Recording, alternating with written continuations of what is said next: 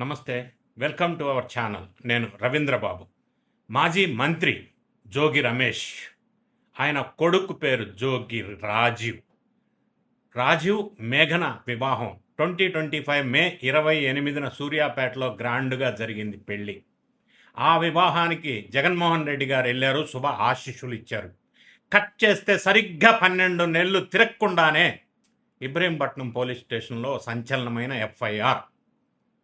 ఇది కేవలం మామూలు రొటీన్గా భార్యాభర్తల మధ్య గొడవ కాదు. మాజీ మంత్రి జోగి రమేష్తో సహా ఏకంగా 11 మంది కుటుంబ సభ్యుల పైన కేసు. మతం మార్చారా? 3 సార్లు హత్యాయత్నం చేశారా? 3వ అంతస్తులో పూజ చేసుకుంటుంటే శవాల కంపు అని హేళన చేశారా? కొడుకుకు రాజీవ్కు వైవాహిక జీవితానికి పనికి రాడు అని తెలిసే పెళ్లి చేశారా? ఇన్ని సీరియస్ ఎలిగేషన్స్ బిఎన్ఎస్ 109 అంటే 307 హత్యాయత్నం కేసులు ఉన్నా సరే పోలీసులు ఎందుకు ఇంకా ఎవరిని అరెస్ట్ చేయలేదో? సామాన్యుడు ఈ పని చేస్తే వెంటనే అరెస్ట్ చేస్తారు కదా. మరి ఈ కుటుంబం మొత్తం పారిపోయారని అంటున్నారు. ఆ పారిపోయే అవకాశం, టైము ఎవరిచ్చారు, ఎందుకు ఇచ్చారు? జోగి రమేష్ సుప్రీంకోర్టు ఇచ్చినటువంటి ఒక జడ్జిమెంట్కి రుణపడి ఉండాలి. అది చెప్తా ఎందుకు. పోలీసుల వైపు ఉన్నటువంటి లీగల్ ట్రిక్స్ ఏంటి? ఈ వీడియోలో ఇంతవరకు తెలుగు యూట్యూబ్ ఛానల్స్లో ఎవరు చెప్పని complete inside subject with legal విశ్లేషణ చేసే ప్రయత్నం చేస్తాను. ఫస్ట్ పాయింట్, ఎఫ్ఐఆర్లో ఉన్న సంచలనాత్మకమైన ఆరోపణలు ఏంటి అసలు అని ఆలోచిస్తే, బాధితురాలు మేఘన పోలీసులకు ఇచ్చిన ఫిర్యాదులో ఉన్నటువంటి విషయాలు కొంత షాక్ అయ్యేటువంటి అంశాలు. ఎవరు కూడా కుటుంబ విషయాలను ఇంత పెద్దగా బయట పెట్టరు. మరి 3 సార్లు హత్యాయత్నం, అటెంప్ట్ టు మర్డర్, గోవా ట్రిప్పుకు తీసుకెళ్ళి ఒకసారి, ఇంట్లో 2 సార్లు మేఘన్ని చంపేందుకు కుటుంబ సభ్యులు ప్రయత్నించారు అనే తీవ్రమైన ఆరోపణ. నంబర్ 2, మత మార్పిడి విషయం దాచటం. పెళ్లిలో హిందూ దేవతల ఫోటోలు మొత్తం ఇంటి నిండా పెట్టి ఆ తర్వాత తీసేసి తాము క్రైస్తవంలోకి మారామని చెప్పారు. ఈ విషయం బయటికి చెప్తే చంపేస్తామని బెదిరించారు అని ఒక అలిగేషన్. అంటే సినిమా సెట్టింగ్ లాగా మార్చారు. పెళ్లి కోసం హిందూ దేవతలు, పెళ్ళి అయిన తర్వాత Christian. This is what. Next, 3వ అంతస్తులో ఈమె పూజ చేసుకుంటే ఆ పూజ పైన హేళన.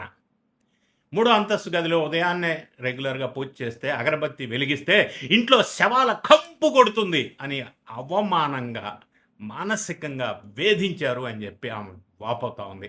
ఇంతటితో ఆగారా? అదనపు కట్నం దందా ఒకటి, 5 కోట్లు cash, Fortuner car, diamonds etcetera etcetera ఇవ్వాలని ఒత్తిడి చేసినట్టుగా ఈమె పేర్కొన్నారు మేఘన బాధితురాలు. ఈ 11 మంది పైన ఎఫ్ఐఆర్. భర్త రాజీవ్, మామ జోగి రమేష్, అత్త శకుంతల, బాబాయ్ జోగి రాముతో పాటుగా మొత్తం 11 మందిని నిందితులుగా చేర్చారు ఈ కేసులో. జోగి రమేష్ ఈ కేసు ఒక్కటే కాదు, పాత కథ చాలా ఉంది. పాత కేసులు, పొలిటికల్ ట్రాక్ రికార్డు అంత ఇలానే ఉంది. దానికి కొన్ని ఎగ్జాంపుల్ చెప్దాం. మాజీ మంత్రిగా చేసినటువంటి రమేష్ ఇలాంటి వివాదాలు, రాజకీయ కేసులు ఆ పరంపర గతంలో చాలా ఉన్నాయి. ఒక ఎగ్జాంపుల్ చూసుకున్నట్టయితే, గత ప్రభుత్వ హయాంలో అప్పటి ప్రతిపక్ష నేత చంద్రబాబు నాయుడు గారి నివాసంపై ముట్టడి చేసి లొల్లిపెట్టి ఘర్షణ చేశారు. ఆ ఘటనలో జోగి రమేష్పై తీవ్రమైన కేసు నమోదైన విషయం మనకు తెలుసు. ఇక అన్నిటికంటే వెలుగులోకి ఈ మధ్య వచ్చినటువంటిది అన్నమయ్య జిల్లా ములకల చెరువు, కృష్ణా జిల్లా ఇబ్రహీంపట్నం. ఈ రెండింటి దగ్గర కూడా నకిలీ మద్యం దందా చేసి అడ్డంగా దొరికిపోయిన విషయం మనం చూసాం. ఇక నెక్స్ట్, పల్నాడు, కృష్ణా ఇటువంటి జిల్లాల్లో రాజకీయ గొడవలు, ధర్నాల సందర్భంగా ఆయన పైన పలు రకాలైనటువంటి ఐపీసీ సెక్షన్స్ కింద కేసులు ఉన్నాయి.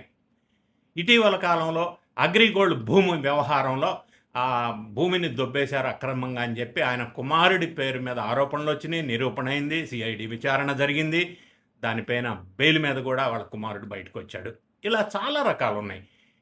ఇలా ఇప్పటికే అనేక రాజకీయ క్రిమినల్ విచారణలు ఎదుర్కొంటున్నటువంటి ఈ కుటుంబానికి, జోగి రమేష్ కుటుంబానికి, ఇప్పుడు సొంత ఇంట్లోనే కోడలు పెట్టిన వరకట్న వేధింపుల కేసు పెద్ద రాజకీయ చట్టపరమైన ముళ్ళులాగా మారింది అని చెప్పవచ్చు.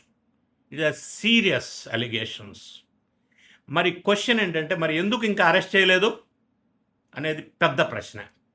ఇంత రచ్చ జరుగుతుంటే సోషల్ మీడియాలో జనాల మధ్య వస్తున్నటువంటి ప్రశ్న, కేసు పెట్టి రోజులు గడుస్తున్నా కూడా పోలీసులు ఎందుకు అరెస్ట్ చేయటం లేదు?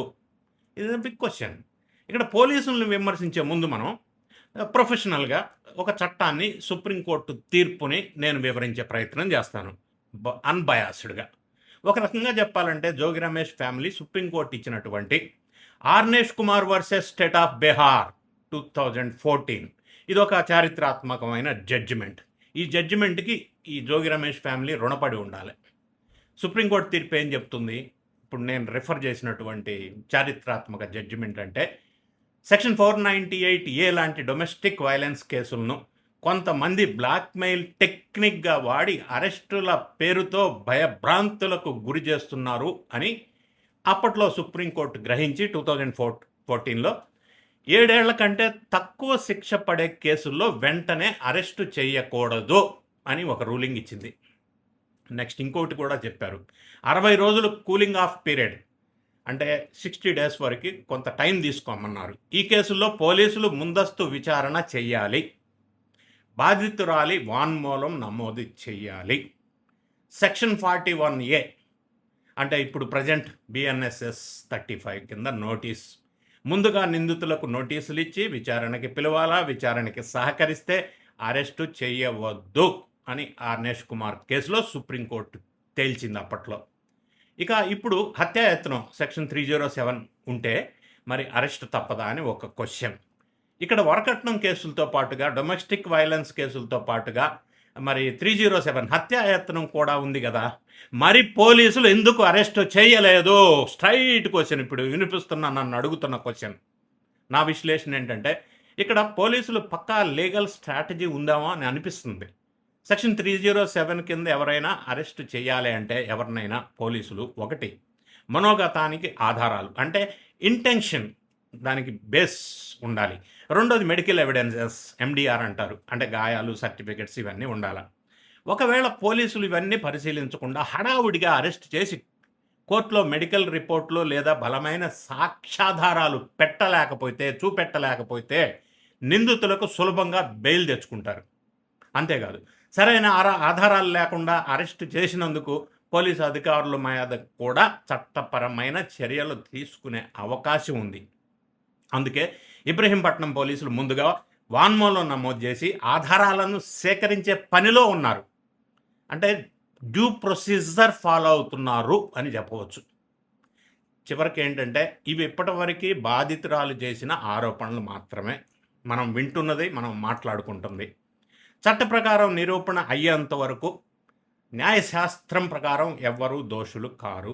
అయితే రాజకీయాల్లో ఉన్న కుటుంబాలు ఇలాంటి లీగల్ చిక్కుల్లో పడటం, అది కూడా సొంత కోడల నుంచే సంచలనమైన ఆరోపణలు రావటం వల్ల వీరికి వ్యక్తిగతంగా, రాజకీయంగా తీవ్రమైన నష్టం కలిగించేటువంటి అంశం. మరి ఇబ్రహీంపట్నం పోలీసులు ఇచ్చే 41A నోటీసుల తర్వాత ఈ కేసు ఎలాంటి మలుపులు తిరుగుతుంది? జోగి రమేష్ ముందస్తు బెయిల్ వస్తుందా, లేక అరెస్ట్ దాకా వెళ్తుందా? ఆయన పరారైపోయారు, అది వేరే విషయం, ఇటీవల వెలుగులోకి వచ్చింది. ఇంకొక అంశం ఏంటంటే, ప్రధానంగా ఇదే సామాన్య వ్యక్తికి జరిగితే మరి ఈ ప్రొసీజర్లన్నీ ఫాలో అవుతారా? మరి ఇక్కడ రాజకీయ నాయకుడనే జగన్ రెడ్డి గారి దండా ఉందనా, లేకపోతే వీళ్ళ మనుషులు పోలీసు వ్యవస్థలో ఉన్నారు అనా, ఎందుకు ఈ వివక్ష జరుగుతుంది అనేది ఇప్పటికీ క్వశ్చన్ మార్కే. ఏదేమైనా ఈ జోగి రమేష్ కేసు విషయంలో పొలిటికల్ యాంగిల్ కాకుండా లీగల్ యాంగిల్లో నేను విశ్లేషణ చేసే ప్రయత్నం చేశాను.